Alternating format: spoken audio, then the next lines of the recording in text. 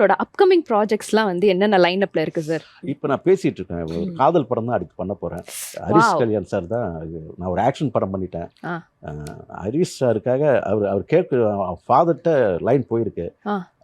Harish sir கேட்டாருன்னா அந்த project start ஆகும். நான் ரொம்ப ஹீரோயின் கிட்ட சொல்லிட்டீங்களா சார் கதை? ஹீரோட்ட ஹரிஷ் சார் எப்பவுமே இன்ட்ரெஸ்ட் எப்பவுமே ஹீரோட்டு தான் இருக்கு.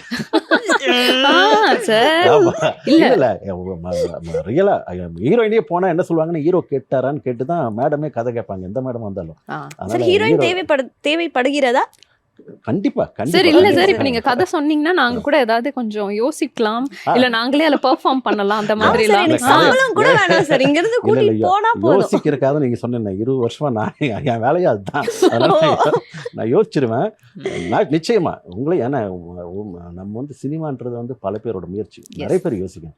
நிச்சயமா அந்த டைம் வரும்போது உங்களை எல்லாம் மீட் பண்ணி ஏதாவது சீன் இருந்தா சொல்லுங்க கூட கேட்பேன். நாங்க விளையாட்டுக்கு தான் சார் கேட்டோம், பட் நீங்க அந்த ஆப்பர்ச்சுனிட்டி எங்களுக்கு கொடுத்தீங்கன்னா நாங்க ரொம்ப ஹாப்பி ஆயிடுவோம். டெஃபினெட்லி யாரு என்ன சொல்லுவாங்கன்றதெல்லாம் சொல்லவே முடியாது. கதைகளே டிஸ்கஷன் உட்காருவோம்.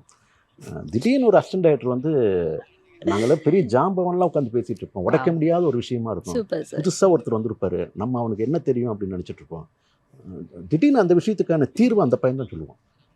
அப்போ வந்து உங்களுக்கு எங்க என்ன இருக்குன்னு சொல்ல முடியாது. அது பெரிய கதையோட அஸ்திவாரத்தையே ஆட்டம் போட்டுரும்.